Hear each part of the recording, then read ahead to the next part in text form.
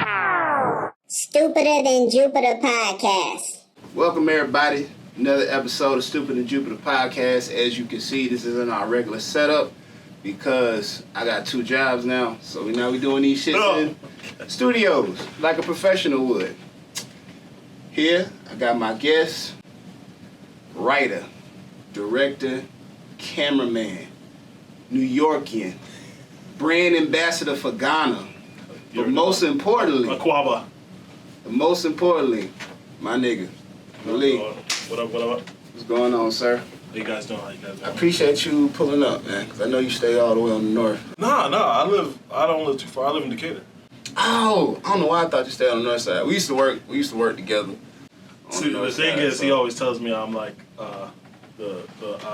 like Carton Banks. That's what you always tell me. I don't even know who Carton Banks is. You don't know who Carton Banks is? Why? Do I look like a nigga know who? You said Carlton or Carlton? Carlton. See, I thought you said Carlton. Sorry, I apologize. I really thought you said Carton. I was like, oh no. Carton. I don't know who the fuck Carton is. Nah. Cause you was always be like, man, that boy, he on time. He gonna be early. He gonna come in with a suit. Nah, I never with a suit, but I'll come ready. Nah, you know what's even more funny though? You would come early. You would come on time. Yeah. You would like do your job, but you would hate every minute of this shit. You would literally be the main motherfucker. Be like, bro, I can't fuck these niggas. Yeah. Fuck the boss. Fuck the boss's boss. Fuck the CEO. Fuck the logo of the company. You know when I was the policies. So when we was working together, right? I had my exit interview, right? I think I saw you I saw you my second to last day. Yeah. This exit interview was supposed to be 10, 15 minutes. My exit interview was an hour and a half. He was like, yeah, do you have anything you want to get off your chest? I said, well, now that you mentioned it. And I just spent... Let me pull a drink right quick. I spent at least 30 minutes just like, yo, this is what's wrong, this is what's wrong, this is what's wrong. But I think it's a greater problem of what's going on in the world right now. Like, you hear how they're talking about the great resignation. Motherfuckers just want to get paid properly. Nobody wants to work for nobody and get paid $12 an hour to be working for some company. Then, like, you can sit on unemployment and make $12 an hour. Why would I want to be working for you getting $12 an hour? That's big facts. Makes no sense. And not even that, bro. When you really look at like really, if you know how to twerk the system, you can make more than minimum wage doing Uber Eats and Lyft. Mm-hmm. Like, you can literally do Uber and make more money than you working a 9-to-5 job. So if you really only giving me like $8 an hour, and I already got like transportation and shit, like I can literally just work for myself and make this money. I'm saying people don't really understand of like how businesses take advantage of us. It's insane. Like, you think about what we were doing. So we were camera operators. Well, I still am. I love Gym Shopping Network. I think it's a wonderful company for the family. And I think that their morals and religious standpoints are a pinnacle of what make America great today. I'm not going to say any of that. Scene. Well, I'm not going to shit on them because they gave me stability. That's what a job's supposed to do. Get you stable for a portion. But there is no upside to like working for someone else other than we're gonna give you just enough, so you gotta come right back. It's really. It's not just them. I think it's most jobs in general. Like when you work for someone else, these motherfuckers just be like, "Hey, we need you to come in." Somebody else called out, and nowhere else in the world can someone be like, "Hey, bring your ass here." Yeah, we know we got you a little bit more money off, but we don't care. We don't give a fuck. So how many hours you gotta be here? 60 hours. We need you to come in. I remember one time, my mom was in the hospital. And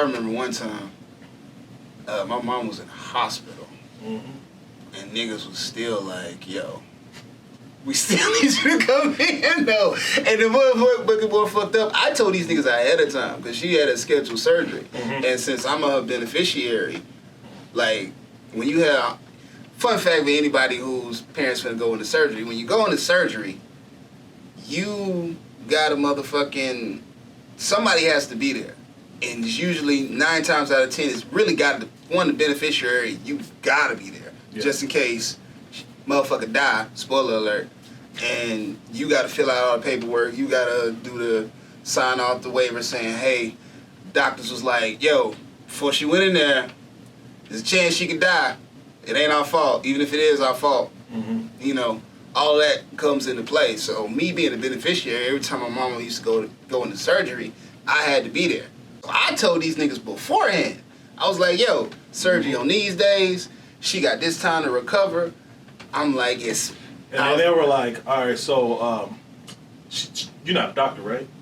Real quick, you're not. I mean, you don't know how bad of a heart, like on a scale of 1 to 10, we talking about like this heart surgery? Are we talking about like is they just gonna go in and like do operation shit and then she gonna come back out? Like managers would be, you're a doctor.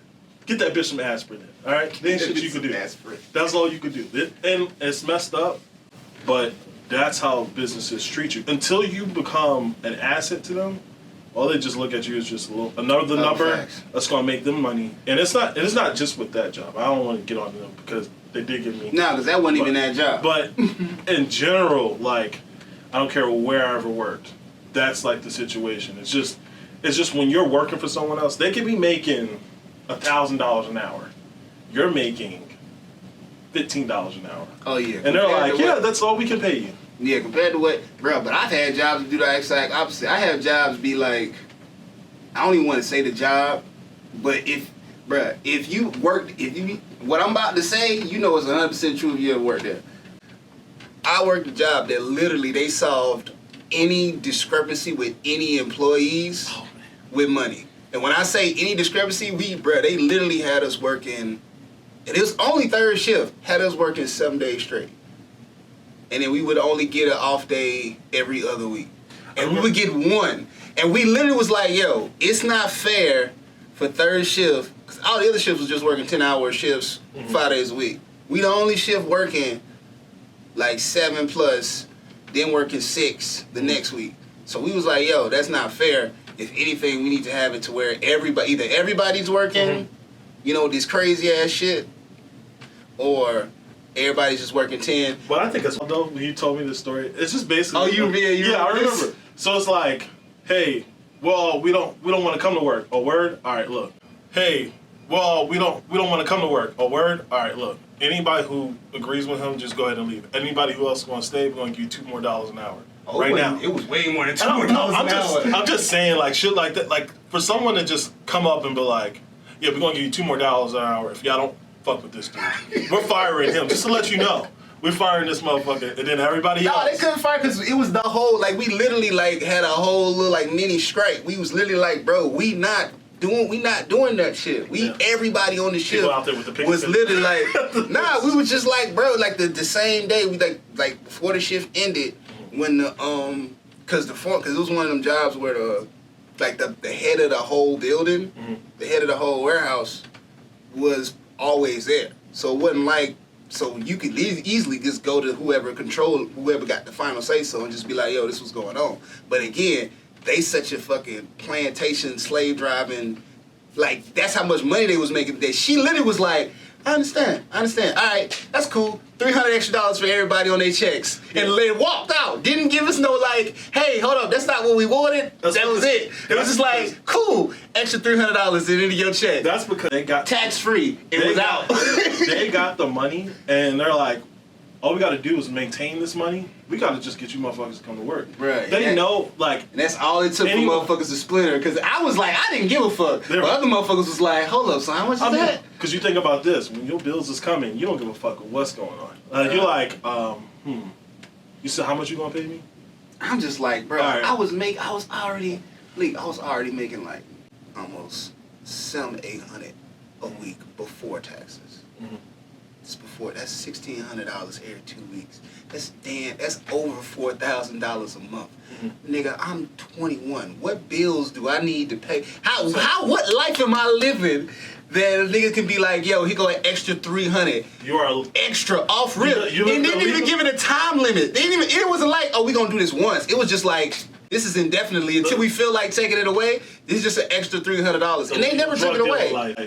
They never took it away. They like, bro, I literally quit, and they still was giving it. It was like months past, and And I'm like, are they gonna take this shit off? They was like, no, because Trust and Believe is gonna roll right around. I'm going to do this bitch again, and then they gonna be like, "Oh, for real? Oh, okay. Extra $200 at the end of your check." They believe you were coming right back. They was like, "Oh, he quit, but he'll be right back." Facts. That's what, and that's what a lot of jobs think. It's like they could just rehire you right away. Oh yeah, you quit just because you didn't like your pay? Don't worry, you'll be back. You'll try the entrepreneur life and then be like, "Oh man, this is hard. I gotta go make my own money." But you think about this, right? If I'm going to make $100 a day is actually really easy, right? It's really, really easy. But then you think about if you're making $15 an hour, you're making $130 for 8 hours. If you do one photo shoot, being a photographer, that's $100 an hour. If you charge $100, so it might take you an hour, but you made what you would have made for the entire day, like for almost a fraction of the entire day in 1 hour. And that's the difference between working for someone and then working for a business, like working for yourself. And it's just, it's weird that like a lot of people don't want to work for themselves because the aspect of if you don't get someone to get you, and it's a reality that you could be working for yourself and then you don't have a photo shoot or a video to shoot or some type of video to edit for 2-3 weeks. But that's why you stack up when you can, live modestly. Don't spend a bunch of money. Don't be going to the strip club. Making it rain. You live like a good, boring-ass life. And then when you get the money, keep that shit, invest, do something properly. Don't just blow that shit. Oh, no, facts, bro. Because I also freelance on the side, and I've made, I did a commercial for Porsche, and I made what I would make working 2 weeks at the job we got in 1 day. Yeah. But that 1 day was literally for that 1 day, and I didn't even get hired again. I didn't get nothing that big until maybe 2 months. 2 months down the line. But I made twice as much money. But again, since then, I ain't made it. So I'd rather be a contractor than work for someone else. So I drive Uber on the side now, right? Okay. So when I'm not doing like a video or something, I know I can make like $100 a day, the exact same thing that would have happened before. But now it's just maintain. Okay. Just try to maintain and be like, all right, I know the next check is coming, but now the thing I have is I have time to myself. If I want to be like, nah, fuck this, I don't want to work today. I don't have to work. Thanks. And this is not sponsored by Uber, okay? Uber is cool. They need to pay their people more, but they're gonna take the fuck out of this video. They're gonna be like, they're gonna take the fuck out of this shit. You see? They're gonna be like, you see this shit? This video. They're gonna be like, they're gonna take the fuck out of this shit. You see? They're gonna be you like, see this shit? Look at this guy. You see this? This is what we need. We need motherfucker like him. But that's like, it gives you the freedom. Now I'm not saying Uber. You can do anything. Like something that's just gonna allow you to work 5 hours a day whenever you want. And you can do whatever your main hustle is, like continuously. And I don't believe in saying it's my side hustle. I can work 5 hours a day whenever you want. And you can do whatever your main hustle is, like continuously. And I don't believe in saying it's my side hustle. If I'm a cinematographer like I am, a director, I need to be directing more, shooting more stuff than like working for somebody else. Because if I'm continuously saying I'll put this on the side, I put it on the side. Like when someone says how many years of experience do you have, you don't have that amount. So if I've been doing this for 5 years, I actually probably been doing it for 2.5 years because I'm only putting in half the energy to it. So when you say I'm putting all of it in, and I'll take 20% of my time out to go, drive some type of ride shift company or be some type of contractor. I don't know. Wash cars, whatever you got to do to make a little change, just to make sure that you consistently are making money. Just it's hard, and a lot of people don't think that way. And I think that's ultimately why I was like, I can't work for nobody else anymore. Yeah, nah, you very excited. This nigga had a whole outfit. He had a whole quitting outfit. This nigga came sauced up to quit. I ain't never seen a nigga just be like, nigga, I'm coming drip. I'm finna goddamn had the new ones on. I got my dashiki on, nigga. I got the gold rim glasses. I'm finna stun on y'all niggas because I want y'all to know I don't need y'all for shit. Yep. I want you to remember me in my best day. That's the whole reason. You can't quit and come in there looking like, yo, it's about to be hell with me when I leave. you got to quit and be like, all right, I'm in a suit. I'm coming in here looking good. Suit. And people are like, damn, Malik, you really don't, you done grown up. That shit was hilarious because I'm like, this nigga literally came in a motherfucking suit. But speaking of freelance, you working on a movie. Yes. Working on a movie, Lanier. Yes, we're still in pre-production right now. Gotcha. We will be likely shooting either February, March, somewhere in the early part of 2022. Super excited. What can you tell me about it without, spoiling it?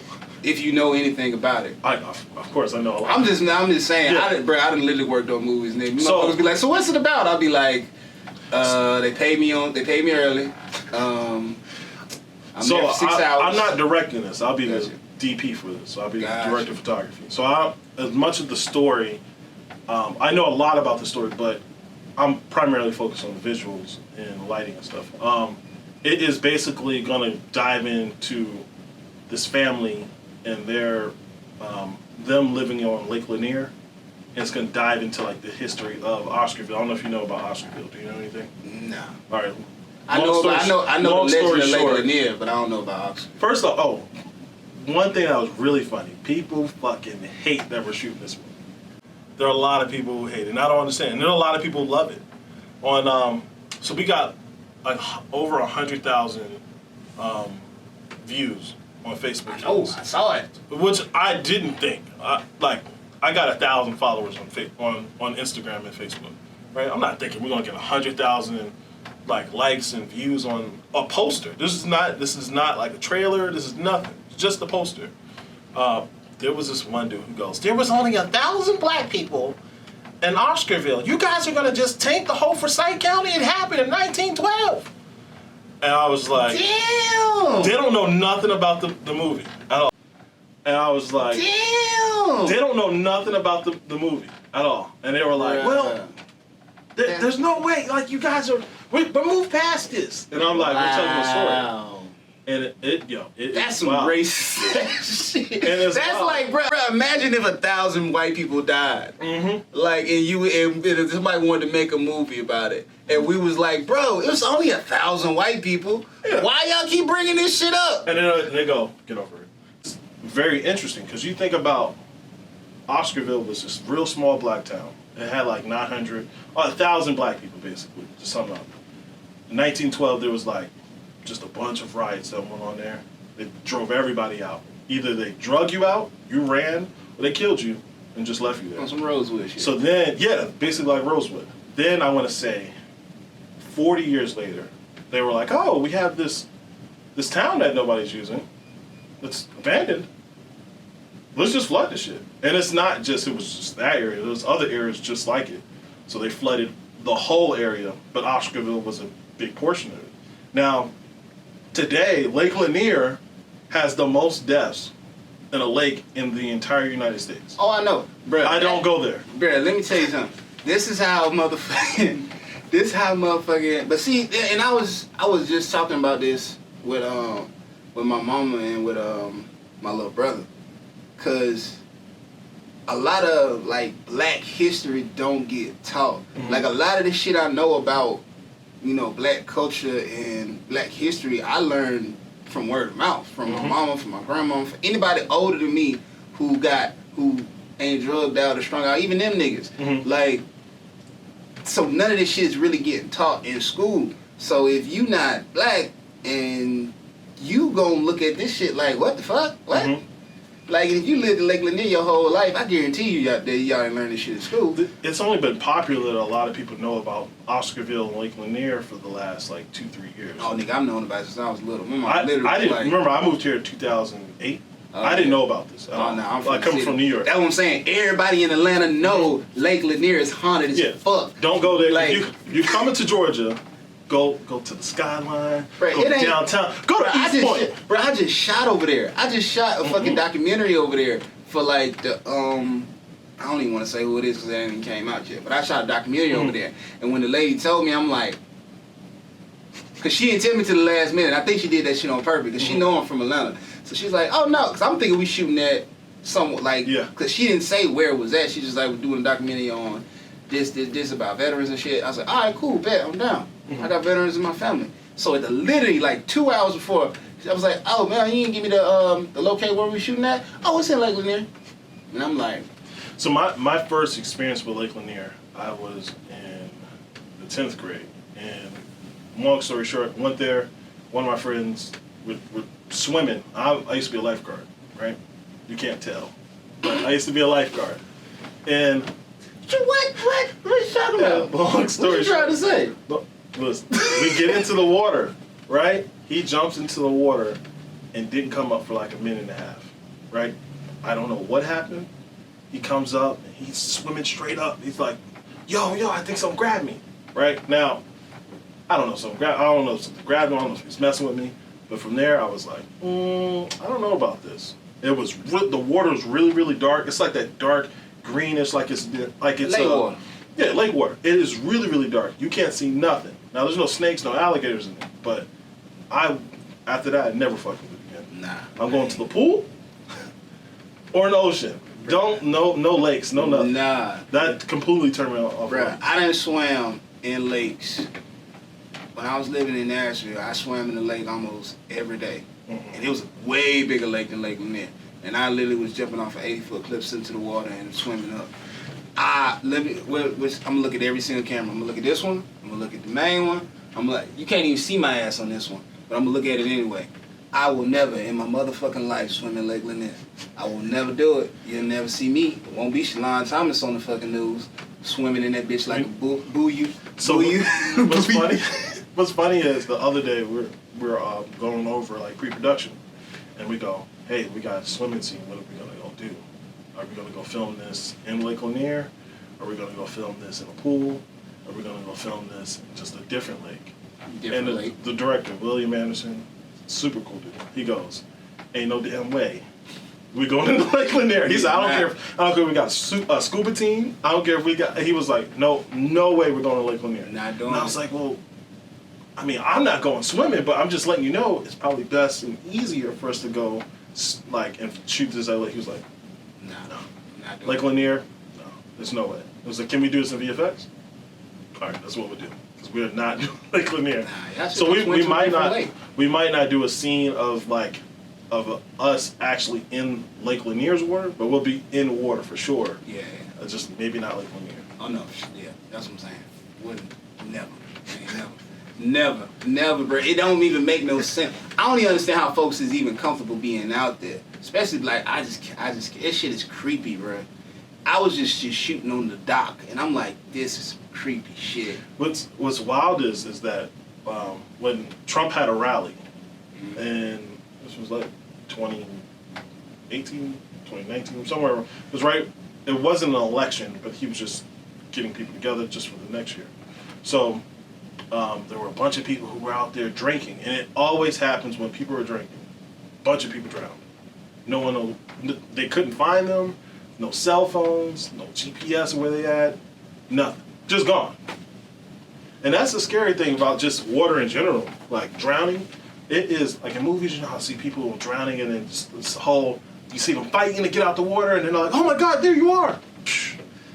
A drowning in real life is the scariest thing because it's just quiet. You don't know that somebody drowned at all. Like when I used to be a lifeguard, if a kid falls in the water, you have to be able to see them in order to know, okay, they're drowning. You're not going to see no water splashing up. And that's the biggest difference between, like, you know, somebody just, a movie and then reality. Yeah. In Lake Lanier, I mean, people just, there's always stories of, oh, somebody grabbed the bottom of my foot. And I hope we tell a really good story about it. I'm going to try my best. Yeah. I had a question about the poster, though. Mm-hmm. So I already know what you're gonna say. You know what I'm gonna say? Go ahead. This is why this is my nigga, bro. Cause he already know. We right here. Right here. Why the fuck is there a white woman on the goddamn poster? Look, why Meliek? Why Meliek? I was not involved in that. I was really I didn't know that the poster was even dropping. So I was actually. But you shared it, Meliek. Hold on. I was the only person who got on. Why Meliek? I was the only person who got on the day after. I was like, oh snap, yeah, just shared the poster. I was like, damn, send it to me. I text the director, boom, boom, boom. Send me the poster. He sends it to me and I go, hey, Will, it's a white woman. And he was like, I know, don't worry about it. And once you know about the story, you know why it's a white woman. Gotcha. But there's a story about a woman in a blue dress that drowned in Lake Lanier. Basically, it was two people in a car. Car rolls into the lake somehow. Nobody knows. And then they only found one woman that was in the car. She died. The other woman died, but they couldn't find her. She was wearing a blue dress. So now there are people who said there are sightings of seeing this white woman in a blue dress just in the lake. So that's a little history of Lake Lanier. Probably didn't know. I will never fuck with Lake Lanier. Once again, I didn't know. It still doesn't make me feel any better that of all the movies that make about Lake Lanier, you make about a white woman drowning. But I understand how the movie industry go, and they was probably like, yeah, we relate to that. You know what? I can't tell you more about the film because I want to. There's so much. Don't spoil it. When the cameras turn off, I can tell you something about it. But I think it's centered around a family. It's a white family, and that's all I can tell you. And they're gonna have a good time and a bad time at the lake. That's all I can say. All right, better be some white people dying in this movie. It better be some black ghosts coming out the motherfucking water like Jason. You will see Oscarville though. Gotcha. We will go see Oscarville. That's the thing that for sure that we were talking about, still talking about, is going to make sure we see Oscarville. If we don't see Oscarville, we failed. That's what's up, man. Because I think that's the part that a lot of people don't know about this. Like Oscarville, it's like if someone just took took East Point and said, all right, it's gone. That'd be fucked up. Really fucked up. But they're like, it's only like, I know people that live there. it's only 1,000 people. It's more than 1,000 people. Well, I don't know. I had to do a mental gymnastics. You know, back then they only said we was 3/4, so it was like, so 1,000 people, you cut 750. Is that's not even, that's barely over half. That's barely like 600 actual people. How many people die from drinking coffee a year? I mean, come on, that's a fraction. And that's how the government I love when motherfuckers do that shit, do that thank you for smoking shit, and they'll just be like, yo, so cigarettes causes X amount of people to die from cancer. They'd be like, well, 300,000 people die from skydiving. Oh. I'm like, that has nothing to do with what the fuck I just said. But it just sound good. But it just sound like you making a point, but you're not making no point. People always say, man, when you get into debates about numbers, it's the worst thing. That's how O.J. Simpson got off with the whole glove. They were like, there's 10,000 gloves of this same model. How can you tell that this is? And they were like, damn, you're right. We should have never said that there was some. And it's so messed up because you can manipulate numbers to be in your favor. Oh, yeah. But like, it is just so fun. It's like, I think it's a black people thing. We always know when someone comes up and be like, well, there's only this amount of people who died. It's like a 70% chance that they were black if they robbed. And people are like, what the heck? Why did y'all say that? I don't know. It's wild. Yeah, bro. Shout out to O.J. Simpson though. You a real one, boy. Hey man, any nigga who beat the cake, who fight the law and win, hey man, you a hero in my book. O.J. the Juice. Except when you kept just saying like, yeah, if I did it though. Did you see that clip of him trying to kiss this like young girl on the cheek? This is the other day, like 2 weeks ago. For real? Yeah, he was like, hey baby, how you doing? And like she's on live stream. She's like, oh hey, is that OJ? So he didn't introduce himself. He was just like, I'm gonna kiss you in the mouth. Yeah. And she was just kiss like, you in the mouth, bitch. It's just like, yo, this random old nigga trying to kiss me. And it's OJ. And look at OJ. If this happened in the 90s, you know these motherfuckers would use this for forever. Oh yeah. How much material do you think these motherfuckers? Like Chris Rock would have his. Oh my god. But what's going on with you, brother? Man, same shit, different day. Shit, working, freelancing, fucking up life. We was just talking about.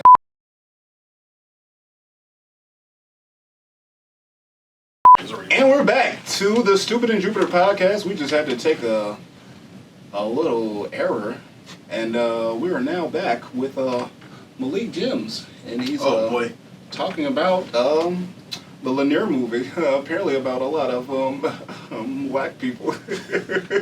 So, Malik, how many death threats have you gotten ever since you made this picture? 0. Not enough.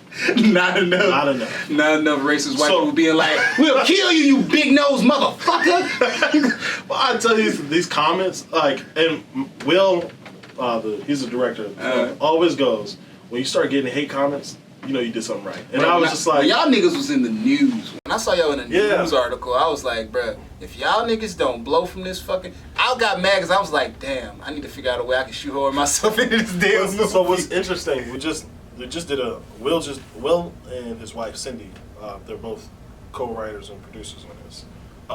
They just got interviewed today by the Gwinnett Post, and then I think they got interviewed by, I forget, it's another, I'm sorry, I forgot whoever interviewed them. But, I am. But they got interviewed today, and I was supposed to go, and I was like, no, I can't go, I gotta come to the podcast. I'm sorry. You know what I'm saying? My boy. You know what I'm saying? See, Black people never mess up handshakes. Fucking talking about nigga. It's crazy, man. Like, I didn't think this would blow up this much. And we did 100,000 likes and shares of this with like no paid advertisement at all, and like that's insane. Just to do that amount, and like none of us have a huge following. Not one person that is on this that's like a director, producer, has more than 5,000 Instagram followers or like a shit ton of likes on Facebook. So it's just, we just call it lightning in a bottle.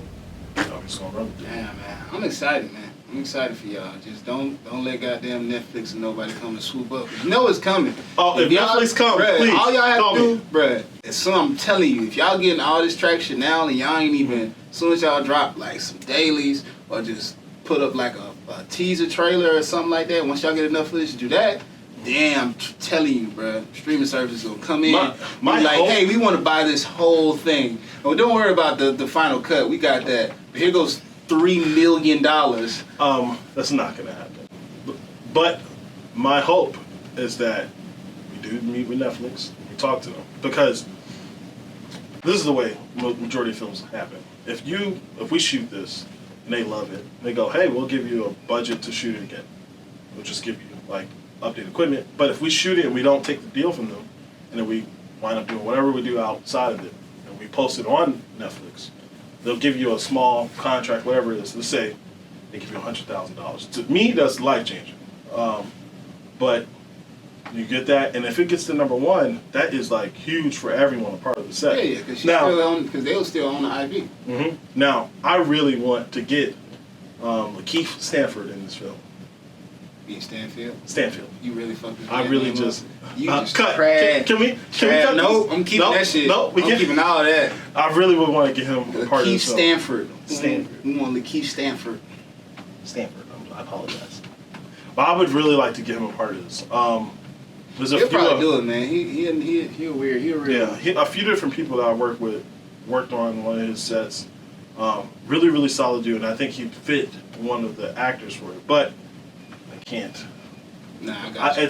It's not my position to be like, hey, yo, get him, because I'm the DP for it, so exactly. I can't. You gotta stay in your lane. Yeah. You just gotta make sure the shots look right. Exactly. But I'm excited. It's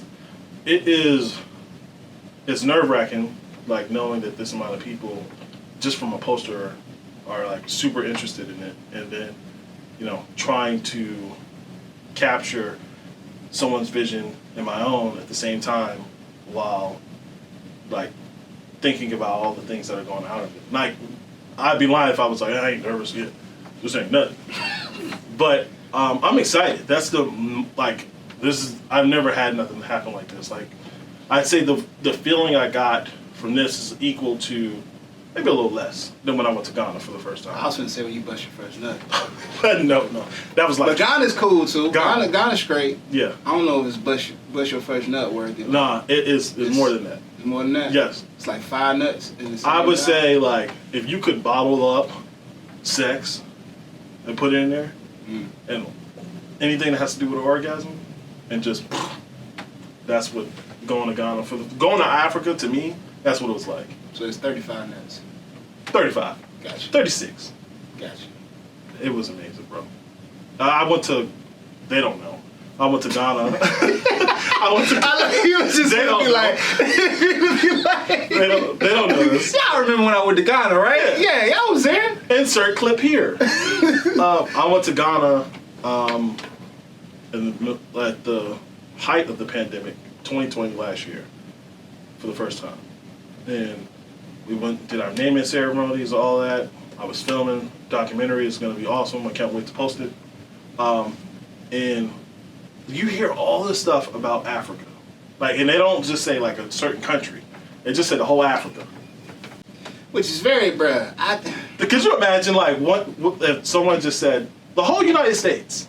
Yeah, that's what I be trying to explain to motherfuckers. Like, so much. That's what I'm saying. But that just goes to show when you don't know your history. Like, bro, I got dragged when I was in college, bro. I got dragged. Like, I'm talking about like professor. Everybody dragged me because I was like, yo, y'all know, because they was like trying to name like famous black people from ancient times. Mm-hmm. And one of the girls said Cleopatra. Mm-hmm. And I was like, yo, Cleopatra wasn't black. Cleopatra was Greek. Mm. See, that's a hard one though, because she is black, but she is Greek. Because, well, it's arguable that you could say that she is Greek. But see, this is one of the reasons why I say that I say she's not black, she's Greek, because at that time, this is Stupid in Jupiter history segment. In that time of the Egyptian time, it was literally the Egyptian equivalent of gentrification. There was a lot of Greek people, Rome, Caesar was literally, that's when Caesar was coming, and they was literally like kind of taking shit over and pushing the Egyptians, tried and true Egyptians, y'all can't see it, I'm pointing to my skin, tried and true Egyptians out of kind of making them second-class citizens in their own country. And the last like Egyptian, like straight up Egyptian pharaoh was like almost 100 years ago. Like they had all been Ptolemy Greeks. 100 years that time. Yeah, 100 years that time. They had all been Ptolemy Greeks. Now you can, toss it up and be like, well, technically they were black. But I only make that distinction because the people who literally were born and raised and spoke Egyptian, like, there were pharaohs that didn't even, Egyptian wasn't even the natural language at that time. It was fucking Greek and fucking Roman. See, they weren't even speaking. They weren't even speaking Egyptian. Cleopatra, basically, Alexander the Great, he won all those wars, said, I'm going to go to Egypt. And he went there and he loved the like everything about it. Cleopatra, I think she had her sister, I forgot her sister's name. I can't remember her sister's name. Shout out to Cleopatra's sister, bro. Basically, Cleopatra was 100% black. That's the whole point of it. And Alexander the Great brought the Greek culture to Egypt, and that's where they were mixing and mingling. And they were going to conjoin, get married, and they were going to just dominate. And I think Cleopatra, she was forced out of where she lived, and then that's why she wound up partnering up with Alexander the Great. Now, so you saying I'm not a historian. So you saying she was the Tracy Ellis? I probably got a lot of this wrong. So you saying she was the Tracy Ellis Ross of? She was the Tracy Ellis Ross of Egyptians. Like, she really was cold. She really was. What they call that shit when you pass for white? That shit. This is a movie that just came out like that. I know. I seen that shit, bro. Passing, yeah. Did you like it? I didn't watch it. I just saw the trailer and I was just like, this looks very weird. It is an interesting. Basically, if you don't know, Passing is this movie where there are black women who can get passed as white women. Yeah, it's old girl from Peacher and what's her name? Tessa Thompson. Creed's girlfriend. Tessa Thompson. I'm such a nigga. I don't know. That's. I'm just like, that's old girl for preacher and and Creed girlfriend. I'm like, yo, Creed girlfriend. Oh my God! I hope nobody. All right, because that part. Bro, I can't. Bro, that's one thing I can't wait to do. I can't wait to when I get famous and really be working at Hollywood, because I'm not gonna know nobody's name. I'm just gonna be like, hey, what going on, Creed girl? It's hard for me to remember people's name now. That's what I'm saying. And bro, I met Curtis, bro. Spoiler, I met Curtis Blow. Now I know who Curtis Blow is, but I could tell when I met this nigga, he wanted me to be like, hey, ooh, I'm fanboying, ooh. And I'm just like, yeah, yo, what up, Kurt? And I just left it. And I could tell this nigga wanted to be like, fuck nigga, put some respect on my name, 8-town legend, nigga, fuck you saying, nigga. You know, my mama now, nigga, fuck you saying. I mess up people's name all the time, as you know. He was cool though. Shout out to Curtis Blow though. He gave me the look like. But then, like, as we started talking, he was like, yeah, fuck. Well, it's just like when people mess up your name. I know you'd be like... Honestly, bro, at this point, I don't really care. How long were you there and people kept at the job, and people kept calling, like, Salon? Bro, you're like, funny story. This a little side note. Let me know when you need to go, bro, because it's 3:42. But, side note, so, you know Devon, right? Shout out to Devon. He probably ain't gonna watch this, because, you know, he swole as fuck. He probably busy doing push-ups and shit, but shout out to Devon. So... one of y'all niggas told Devon my name was Chillian. I don't know which one of these niggas, who it was, but they told this nigga my name was Chillian. So, Devon would always call me Chillian whenever he would work. Oh my God. But I would be fucking, again, I would either be doing something, I either be not paying attention, or I'm like working, like actually working.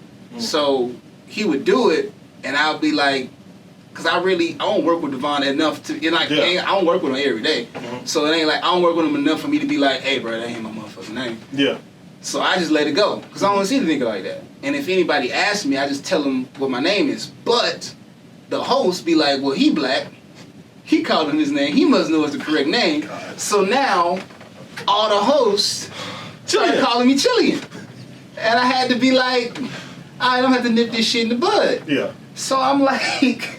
yo, you know my name ain't Chillian, right? No, what happened was, I think it was either Kemp or Greg, and we was swapping out, and they called me by my name. Shout out to Kemp and Greg, by the way. And then somebody was like, oh, then your name's not Chillian? I'm like, no. Who said that? Yeah, I was like, what? He was like, oh, that's what Devon calls you? And I was like, what Devon? I was like, and I had to be like, Devon, you know my name ain't Chillian, right? He was like, knowing Devon, he was like, no. Like exactly. That's literally his face was like, because I could tell it in his face that he knew, like in his brain, he already had the thought of, this not this nigga name. Yeah. But the fact that he just was like, didn't want to be like, disrespectful and just be like, you know what? Probably just thinking the same thing I did. I only see this nigga every other day. If that's the nigga name, that's the nigga name. I'm not gonna stress it. When you work with someone for over a year, you don't know their name. I didn't do that. Just and like for me, I'll be like, dang, can I? Like, you get to this point where like you can't ask them what their name is because it's been 6 months, and you're like, yo, what's this dude's name? And like, I will ask that. This happens plenty of times, and I know I'm not the only person, but I hate when that happens. But like, I know when I first met you. Everyone's fucking up your name. And I was the first day. I was like, all right, so we're gonna go over this. How do I say your name? And you're like, it's like Salon, but with C. And I was like, okay. Yeah, and then hearing somebody else say it wrong was fucking me up. And I was like, no, it's Salon. Like, bro, that's why I kept telling. I was like, bro, because I pulled Devon. I was like, bro, nigga, you really thought my name was Chillian? He's like, bro, I literally went to production. Was like, yo, what's this nigga's name? And they said Chillian, and he said he's like, bruh, I literally paused and was like, that's not that nigga name. He was like, bruh, what is this nigga's name? Y'all fucking with me. What is this nigga's name? They was like, no, it's Chillian for real. I was like, nigga, why didn't you ask me? He's like, I don't know, bruh. Cause it's the most awkward thing when you're like, hey, what's your name? I know we didn't. I'm like, I had just got there though. Like even now, motherfuckers still be like, yo, what's your name? But it's the most awkward thing when you're like, it's been 2 months, and they're like, I talk to you all the time, bro. What's your name? Bruh, you know Kurt, right? Kurt literally just got my name right last week. And I work with Kurt a lot. Kurt doesn't give a fuck about it. I know. I love Kurt. I'm just giving it as an example. He'd be like, or whoever the cameraman is over there. I know It's too many of y'all. He exists over there somewhere. I only have, my mental database can only hold so many black people in my brain. There was this one incident where a vendor came in and he goes, he says, "Oh, the cameraman." I said, "Do you know my name?" And he was like, "I'm sorry, there's more of y'all than there's me." And I was like, "What do you mean by y'all?" And he was like, and I'm just messing with him, right? We get along. I ain't gonna throw him under the bus. Yeah. I said, I'm like, "What you mean by y'all?" He was like, I was like, "I'm just kidding." It's Malik. Bro, another side note. And he just was like... Another side note, this nigga Malik was the Malcolm X of fucking our job. Because the stories that this nigga has of like calling hosts and vendors on their shit is fucking the funniest. Like, they literally put this nigga at the back of the bus. Figurative, literally, was like, "Nah, you gotta stay over here because we can't let you goddamn be seen by the bougie white people because you're not finna fuck up our money. So you gotta go over here and be in the corner." Because this nigga was just stayed just like, oh, man. nah, I'm not letting my thing is that you people want respect. And they demand it, but like, you gotta give respect to get respect. You can't disrespect me and then be like, "All right, now respect me."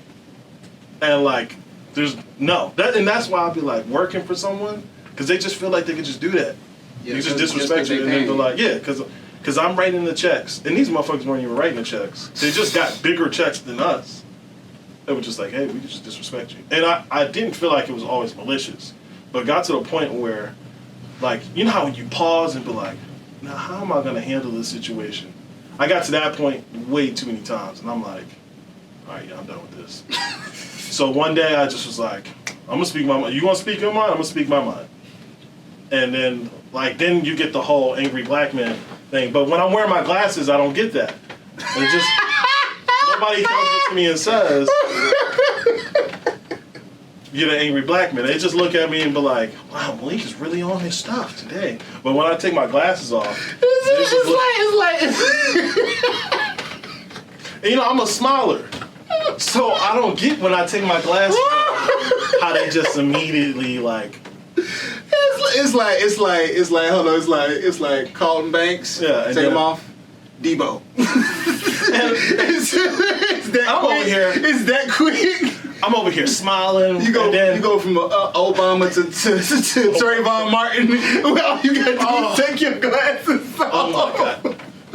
He didn't mean the Trayvon Martin. He didn't mean that. Yeah, I did. Oh my God. No, because I'm literally imagining the motherfuckers like as soon as you take your glasses off and the motherfuckers get scared. Yeah. And it was that, I can't remember his name. But, oh my God. That was good. It was one guy that like, I had to just put him in his place. And you were there. And I was like, "Yo, don't be telling this is my crew. Right? Don't tell them what to do. It's my job to tell them what to do. It's not your job." And he was like, but you guys aren't doing what I asked." I said, "No, I run production. You run the show out there. This is what I do." And that dude was so mad, but he was just like, "Ain't nothing I can do." And that's the thing. I know who that is. Yeah, that's the thing. Sometimes you gotta put people in their place. Like, it's cool to be nice to people. It's cool to be, don't be an asshole, but don't let nobody ever run over you. And not that I would let anybody run over me, but I would be polite. And I'd be like, "Hey, I'm just gonna do this, let's put up with their bullshit, whatever it is." But now, then, I don't work there no more. Thank God. Now I'm just like, I can't. And that's just being in a place for almost 4 years and not getting any respect for half of it. Nah, that's just Facebook. Okay. This is Facebook notification. Nah, they can't hear that. The hoes. Nah, bruh. Actually, there's one thing I did want to ask you. If you got time. This is very, very serious. Okay. Alright. Long distance relationships. Oh man. How in the fuck do you do that shit? Jergens. I don't know what Jergens is. Jergens is lotion. Alright. Nah, me and my girl made it work. So You're supposed to use shea butter. You black. You're right. You're right. But they do have shea butter in Jergens. Okay. Yeah. But nah, regardless, me and my girl made it work. That we both were on the same page, right? I want to be a successful film cinematographer. I want to be a successful film director / cinematographer. She's in med school. So we both were busy, and we had to figure out, like, yes, I love you, but is that enough to say, hey, you're going to live 10,000 miles away from me? How can we make this work? And we were just like, hey, once every other month, we'll see each other. You know, we'll have a good time. We'll go on some dates. And then peace, go back. So we just made a plan. That was the very first thing. Make a plan and say, stick to this. We talk every day, so it's not a time that we don't really talk. FaceTime, you know, Zoom, whatever it is. She just joined a Team iPhone too. I'm excited about that. If you don't know, if you ain't got an iPhone and you over here doing Google Duo chats, it's not the same. Hey, nigga. But I love Google Duo. I think it's an amazing app. I think it is just as good as FaceTime. And I firmly believe that one day it'll be the staple for all Androids to come in the future. He said Androids. FaceTime is definitely much better. But Google Duo's great. I'm just giving it crap. But, you know, we make it work. And it's not easy because long distance relationships is tough. I know. It's tough. I know. Miscommunications. You ain't talking to me enough. Or you ain't doing this. You ain't free. I literally just got put in that situation and I fucking hate it. And I already knew I hated it. What area does she live in? Chicago. Chicago. How long have you been together? 6-7 months. 6 months, okay. But see, the thing is, it really was. But see, this the thing though. Where'd y'all meet? We met on Tinder. Tinder. Hey, that's my girl. Hey, you know what I'm saying? Shout out to Tinder. That's not a plug to Tinder. That is not. Tinder has. I mean, it's trash, but it's dropped the ball many a times. It ain't really dropped the ball. As so far as what I've been searching for, it has always brought it to me. But, and I think this is just in general. When you dealing with the internet, you dealing with an array of niggas, and when you dealing with an array of niggas in one spot, like. You gotta do like times 30 to really stand out. Cause like, I say 97% of women don't take Tinder seriously. We is really on a tangent. 97% of women really don't take Tinder seriously. So even if you was to match, like unless you like so like I got a couple of two of my homeboys I know specifically like slay on Tinder. But they on Tinder, but they be on Tinder specifically to fuck. Yeah. So and they kind of, they're in situations and in business acumen where they're around a lot of famous people and a lot of stature. So they could easily just be on some. Yeah. No, I got money. I'm hanging out with fucking the dude who always G Herbo and Black. The guy who always has money always does well. Off of real, yeah, exactly. Yeah. So off of real, I'm gonna get likes. I can say whatever. So I'm gonna get responses just based on they see me as valuable, you know, assets to gain from this. There's other assets to gain from talking to me besides just a relationship. Before we go off topic, I'm gonna just say this because I want you to talk about your girl. I think Tinder it's a level playing ground, but no, it ain't. It is. I mean, more women get more likes. Women get more likes. I mean, I think the thing is with Tinder is that if you take it serious, then you're going to get what you want. If you don't take it serious, then like if you're there just to have sex, that's what you can use it for.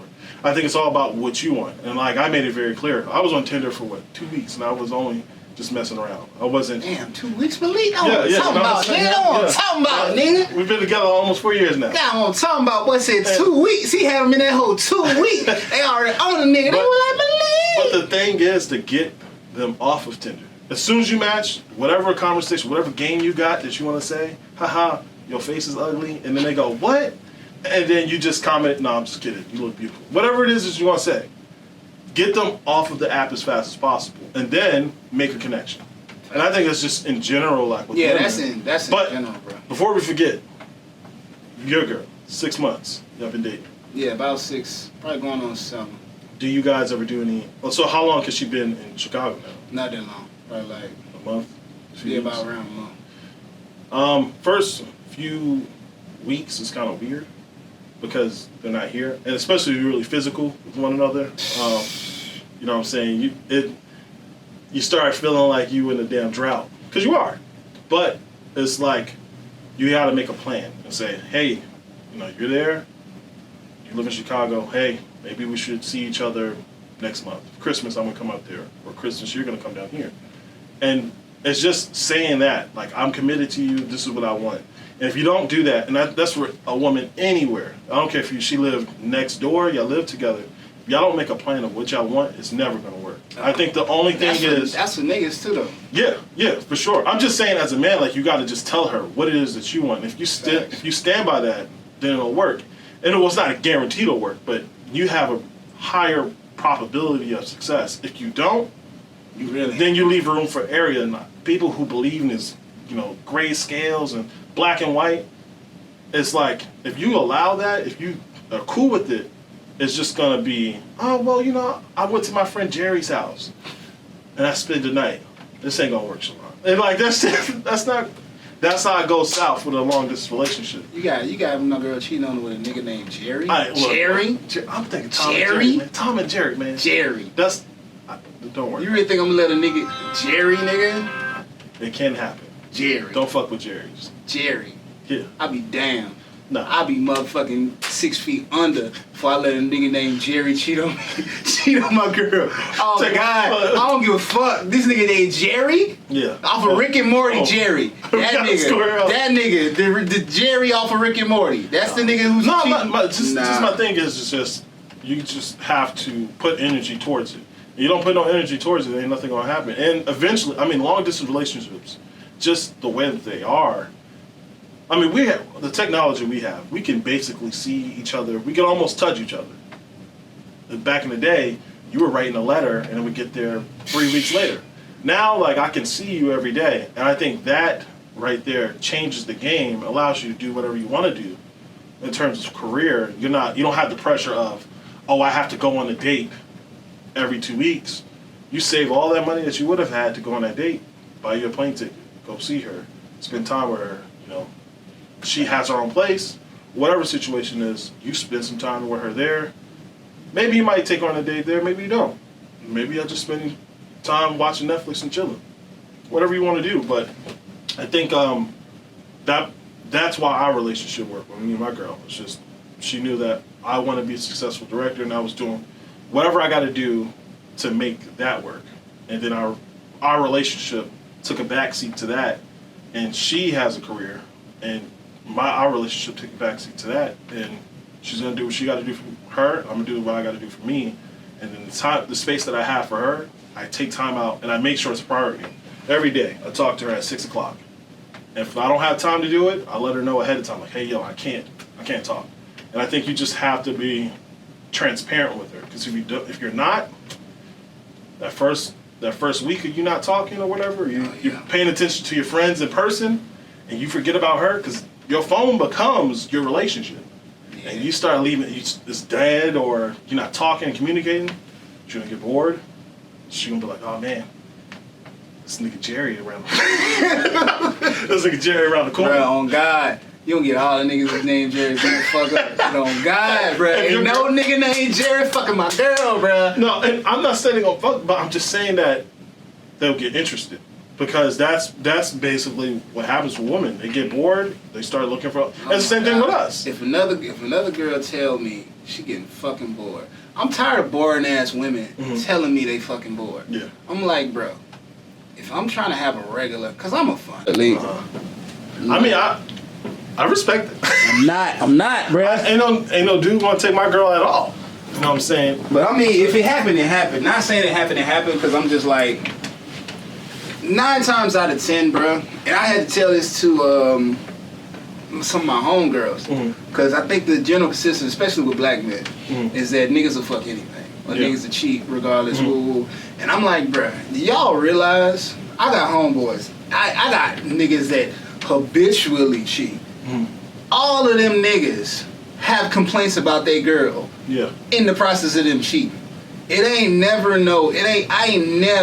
to this day, even from maybe high school, but that shit don't even really count. But like from college up, every nigga I know who cheat a lot, it always stems from something they girl done did. Or a problem that they have and they communication is trash. That's a complex situation. Because I want to say this. And this is another one that they really did. I'm like, this is probably like, I want to say 50 to 60%. He don't really fuck with you like that, but he kind of just rolled into the relationship, and instead of being like, yeah, I don't think our fucking, because that's the worst thing to tell somebody, is just ain't really nothing wrong with you, just our chemistry and the way, you know, our shit is too, I feel like I'm a wander, because, you know, I ain't feeling you as much as you feel me. But I feel like that's the most respectful thing, is to say, hey, you know what, I'm not getting what I want out of this, so I think I'm gonna leave. And I think rejection, nigga. They can't. Well, some women can. Not a lot cannot. No, they can't. I mean, I know my girl hates it. I'm gonna tell you right now, y'all motherfucking can't. Y'all can't. My thing is, cannot.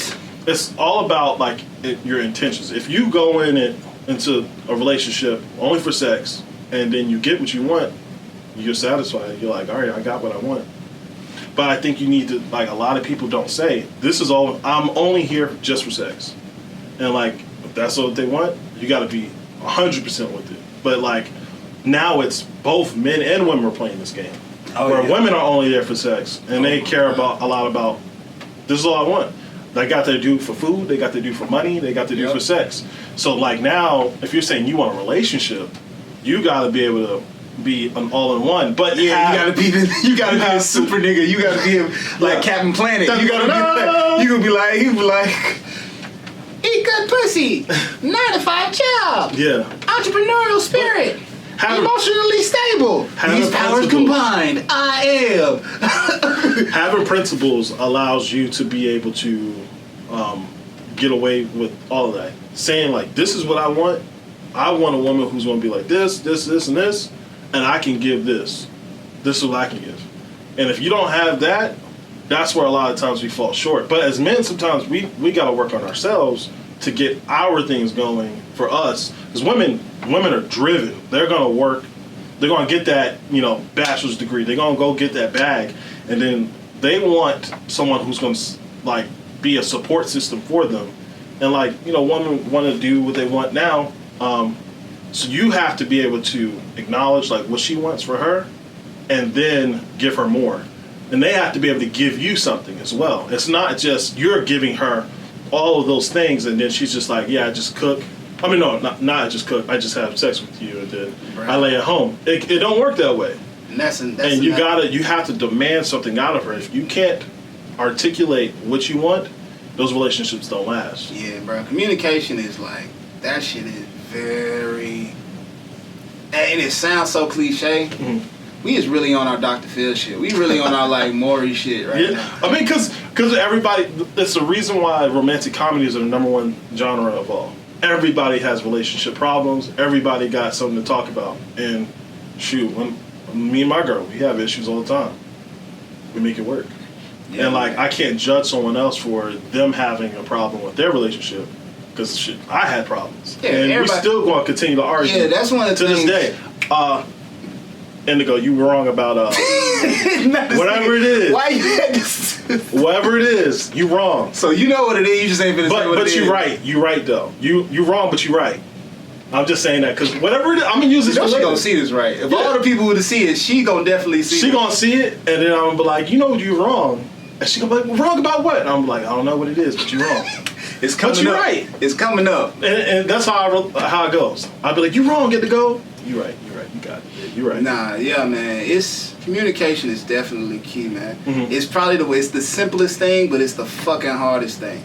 Because, especially when you get older, bro, because you so, like with me, I use myself as an example. I'm very, like, my problem is, like as far as like relationships, like as in I'm committed to you, you committed to me.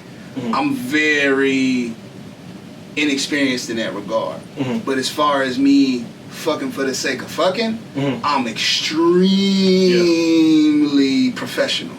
Like I'm like the Floyd Mayweather of just like bruh, like no real shit. Like when it comes to like as me as the nigga, like as a friends with benefits ass nigga, I'm like the Floyd Mayweather of the niggas. I'm like the Muhammad Ali. Yeah, undefeated. Yeah, undefeated, bruh. Yeah. Like ain't never took no L. So it's, and you know, even from when losing my V card up, like I really didn't get no like for real girlfriend until like I was 20. Like but I don't think there's anything wrong with that. I think it's just more so like, no, I ain't saying nothing wrong with it, but I'm saying you're just saying you're strengthening your. Because I'm not. Cause when I say like I didn't get a girlfriend till I was 20, I don't mean I wasn't fucking. No, I mean I literally was like getting it in, but I never. It was never. I never either. I was like not feeling her enough, and again I was honest. I'd be like, yo, I don't feel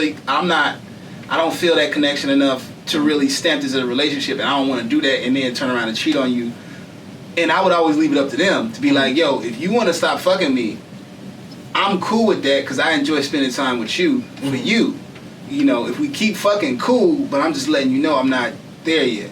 And actually 10 times out of 10, we keep fucking. And, you know, sometimes they would 9 times out of 10, they would either meet a nigga or they would get to the point where they would feel like, because I'm not the type of nigga to just be like, oh, well, you fucking leaving. I'm like, if you need something, I got you. You know, if I know you need money, I got you. You know, I'm the nigga who come get you off the side of the road. Sex is temporary. Sex is something that's just like, it's just to fulfill those needs at that moment, especially when you're young, all your hormones raging, you're like, I want to have sex. And when you get to an age where you're not, sex isn't the most important, and it's not like we fucking 45, but you know, it's just, it no longer is what it once was. Like, it was this rare thing that you could achieve, and you could see some woman naked, and then you're like, damn, yes, I finally did it. I busted a nut. Bro, if you had to, bro, imagine when you was a teenager, all the steps you had to go through just to get it. To Mom, can you take me to the movies? No, nigga, you had to, bro. You gotta wait till your mom's not at work. Yeah, you gotta skip school. You gotta find out a girl who's in your vicinity, or get them in your vicinity. So that means you need money for bus fare to either get to her, or money to bus fare to her to get to you. Then you gotta fuck. Then you gotta fuck in a way that the neighbors don't recognize you at home, so they don't call your mama and be like, "Hey, your son at home fucking." Then get her out. Then pray to God that the school don't call her and be like, yo, this nigga ain't show up to school, because then she gonna call you, and then you don't answer the phone, then she gonna figure this shit out. Fortunately, my mom worked during the evenings, so I never had these issues. I never had these issues at all. It's challenging. When you're young to do anything. I mean, just, we talk about bus fare. Like, now it's easy. All of that stuff, you ain't gotta worry about nothing. You can get access to the house whenever you want. Transportation, you got a car. And it's just like, all those things become like, they were fantasies before, and now they're reality. You can do that whenever you want. But, you know, now you have to be able to get your other needs met. Like, does this person actually genuinely give you, like, out of those 5 things of, like, love, your love language, do they give you those? If they don't, and, like, you're not there just for sex, then it's very hard to maintain a relationship. And for myself, like, I was the exact opposite. I wasn't fucking at all. I was only focused, and I'm happy I wasn't, because there was one girl that I was messing with during that time. I had a girlfriend and stuff, but we weren't doing nothing. I was focused just on football, basketball, school. That's it. Yeah, you had experience. You was. I wasn't doing nothing. You was a good student. Yeah, I didn't say that. But I would say that, like, I was focused on those things, and then when I grew up to be an adult, I was like, what do I want now? Like, before Indigo, my girl now, I said, like, I had a really long relationship with my ex. We broke up. I needed to work on me, because I was still that young teenage kid who just didn't You sound understand. like a 40-year-old white woman. I do. and I had you sound like pumpkin spice lattes and stuff. But I think as a man, like, it's okay to say you got to work on you, because I didn't have any money, I didn't have a car, I didn't have my own place, and those things I needed to have and I didn't have. And like, I don't care what any woman says, if they don't have any type of stability, like as a man doesn't have that, he doesn't supply that, your whole relationship is just messed up completely.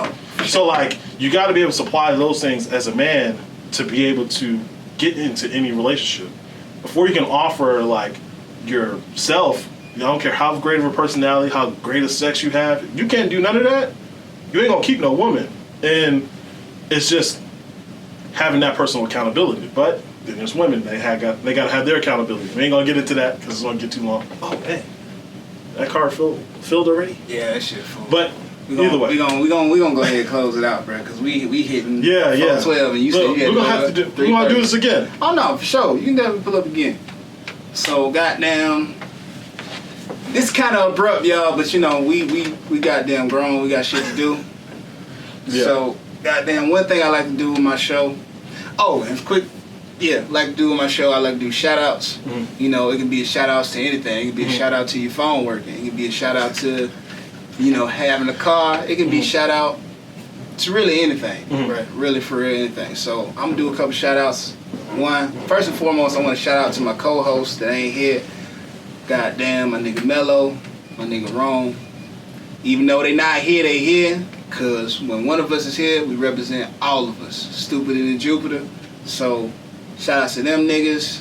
You gonna definitely see their asses, cause they stay not right down the street, but them niggas stay right in the West End. So they ain't that far. It's just adult shit. I'm telling you, clones. Hurry up, Facebook. I need Zuckerberg. I need them clones. Hurry up, Meta. Make them for about like $500, like $500 a pop, like $500, and they last like 24 hours. I'm with it. That's right in my wheelhouse. But shout outs to them. I want to shout outs to B&L Wings, good as fuck, on 804th Street. It's right in the heart of the city. Good as fuck ass wing. Good as fuck. I'm talking about. If I could take they wings and Southside wings off Old Nat, they fries, and mash them together, and then take the drink from BGR Grill. That's how good I am. I'm just taking this man about to order me some food, because that shit, this I'm telling you, amazing. Bruh, B&L Wings, bruh, good as fuck. Y'all ever need some promo material? Shout, I got y'all, cause good as fuck. I might even tag y'all in this shit, cause wings good as fuck. Now it is. Okay. I had to go and get them and then do the nigga shit where like, all right, you know how they had the food warehouses, and then you had to go in there and you make the order. Yeah. And then you come and be like, yo, I got to order from whatever restaurant, and then they just come and bring it to you. Bro, why when I go in there to get theirs, you got to actually call them. Like they not even registered in the system to be like, yo, here's my order. You got to call them niggas on the phone, and they got to bring it out to you. And I was like, for real? Side note, this is place called Chef Seals. Oh yeah, I know that's it. Yo, they are fucking Meals by Chef Seals. Yeah, yeah, they used to have chicken sandwiches. Yeah, that dude is fire, and he cooks out of his house. He need to bring them chicken sandwiches back, bro. I never had them. You ain't never had the chicken? Never had it, bruh. But when I tell you this dude, like, bruh, my ex has put me on to that nigga, cause she from Stone Mountain, bruh. And nigga, them chicken sandwiches. He don't make them no more. I had his Alfredo. Legendary. His stuff was really, really good. But dude's solid. Like his business, he's super smart. So I'm gonna do this out of my house. We in the middle of the pandemic. I'm gonna sell his stuff. Boom. Just killing on Uber Eats. I guess that was one of my shout outs. Shout out to the family. Shout out to the friends who became family. Shout out to Coach B. I don't know if you hear this or you gonna watch this. Shout out to that's pretty much all I got. Shout out. I don't want to say anybody directly because I know we're trying to wrap this up. But I love y'all. Stay safe. Yeah. Appreciate you. Shout out to Malik for pulling up. My boy. I always appreciate that. Oh, 2 more shout outs. So I want to shout out to Coin, the laundromat, 24-hour laundromat off Terra Boulevard. Even though y'all had like 512 cops in front of y'all kept shit moving. Y'all was like, nah, we still open. Come on, we still open. as a nigga literally getting interviewed for getting robbed, y'all was like, nah, we not closing though. Oh no, for sure. Nigga got robbed, and they was like, he's like, y'all want to close this? They was like, nah, we not closing. We still we still open for business. They were so like, shout out to them because I really need to wash my clothes, and if I literally pulled up and they literally like it was like who robs a laundromat? 12 cars. Nah, they robbed somebody in there. Somebody got robbed. Okay, I was about to at say the laundromat. I'm like, who the fuck robs a laundromat? Like, nigga, give me all the quarters. Give me all. I mean, you still got the cash machine, the change machine. Yeah, but like, you might as well fucking go rob a damn star coin thing from fucking Kroger. Like, hey, roll that bitch out. Hey, what the fuck you going to the laundromat? Just, I'm about to rob this bitch. But I'm saying, you got the change machine, you got to put the bills in there to get the coins, so you just take that bitch with all the bills in it. Oh my god. Anyway, shout out to them for staying open because I literally needed to wash my clothes, and shout out to Unc who offered me one of his OEs while I was washing. I appreciate it, but you know, I was good. Appreciate you offering. And shout out to the nigga who's selling fire sticks. I always gotta have the hustle. And that's Stupid and Jupiter podcast. We out. Peace.